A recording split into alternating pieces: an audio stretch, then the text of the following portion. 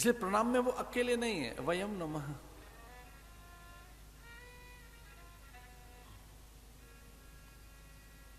ये हमारी संस्कृति का सौंदर्य है।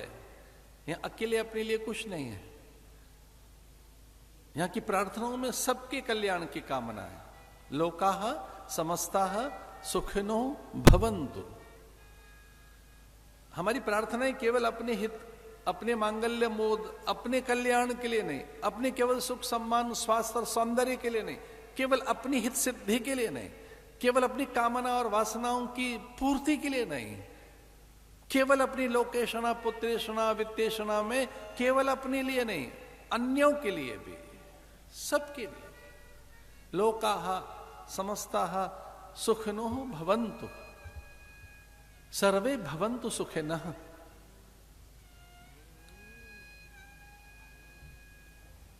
सर्वभूत हिते रतः अथवा आत्मवत् सर्वभूतेषु। हमारी इस प्रकार की भावनाएं जो भागवत के आरंभ में प्रणाम के समय महर्षि वेदव्यास में दिखाई देती है। भगवान को प्रणाम, भगवान माने ये सब विश्वम, ये पूरा यही, ये विश्व वही है। पर अज्ञान से हम इसे समझ नहीं पा रहे हैं और स्वयं को भी नहीं जान पा रहे हैं। हमारी सारी व्याधियों का मूल हमारा अज्ञान ही है।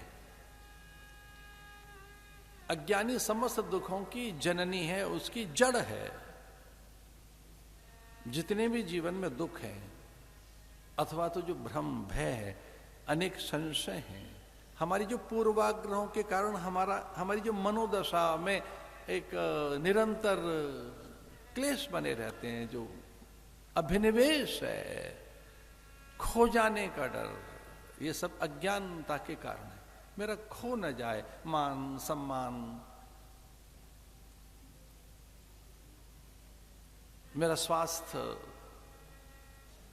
मेरी चर्चाएं कम न हो जाएं, मेरे परचम फैलते रहें, मैं शिखरस्थ रहूं, शीर्षस्थ रहूं। ये जो एक डर है कि कहीं नीचे तो नहीं आ जाएंगे,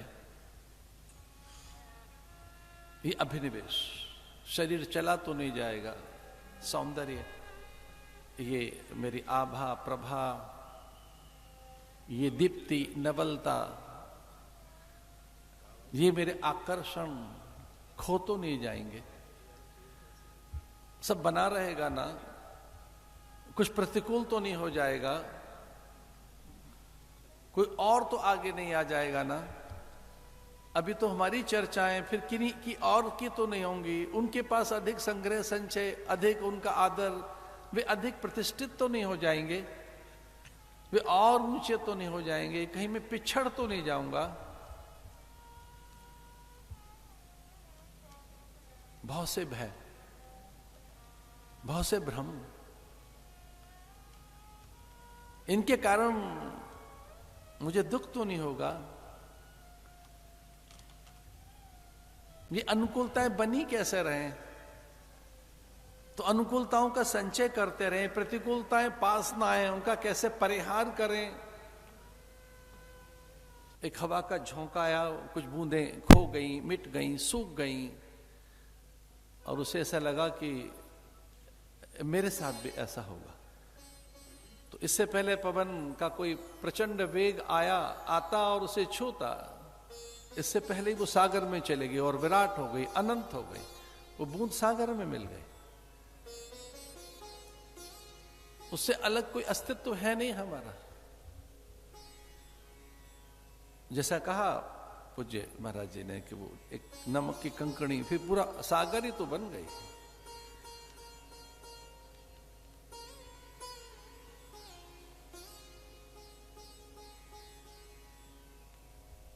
वही सर्वत्र है। यह अनेक रूप है, अनेक रूप रूपाय, उस विश्वम के, उस विष्णु के, उस सच्चिदानंद के। सर्वम खलविदम ब्रह्म, वो एक वही है और कोई दूसरा है नहीं। और ये ग्रंथ, ये स्वयं भगवान की वाणी, ये स्वयं भगवान का वांग्मय स्वरूप। कथा की जो फलश्रुति है भगवान ही है। आप ठीक ही कह रहे हैं भगवान कि कथा भगवान ही है। कथा की जो फलश्रुति है, कथा का फलादेश है, कथा का फल भगवान है। उनका अनुभव होना कि वो सर्वत्र हैं, फिर मुझसे भी भिन्न नहीं है। जैसा कि आपने संकेत किया, ज्ञाता ज्ञान ज्ञेय, ध्याता ध्यान ध्येय, वो दृष्टा दृश्य दर्शन, वो सब ज्ञान के बाद खो जाते हैं, फिर कोई दूसरा रहता नहीं। एक अद्भुत संकेत आपका कि भय, भ्रम, संशय, दुख, नाना प्रकार की पीड़ाएं हैं तो द्वैत के कारण है। जो नाना प्रकार के दुख हैं वो तो द्वैत के कारण है। अज्ञानता के कारण है। अज्ञानता में द्वैत है, हम उसे समझ नहीं पा रहे।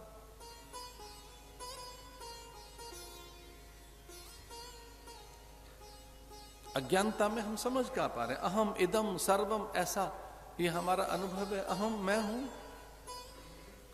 आंख खुलते ही अहम मैं।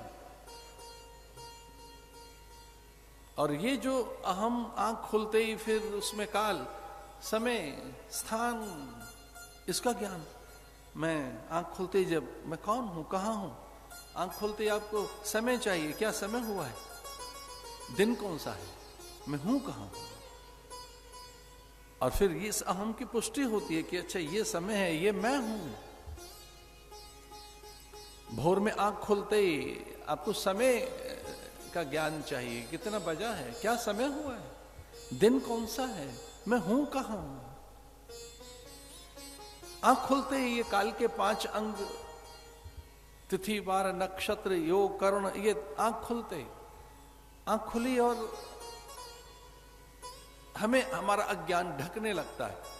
आज ये समय, ये तिथि है, ये नक्षत्र है और ये मैं हूं, ये मैं तो नहीं हूं। तो ये द्वितीय है जो द्वैत है, यहां से दुख। और भगवान भाष्यकार भगवत पाद कहते हैं कि ये तो मैं नहीं हूं, ये जो दिख रहा है ना अहम, मनोबुद्धि अहंकार चित्तानि ना हम ना अहम, मैं ये नहीं हूं।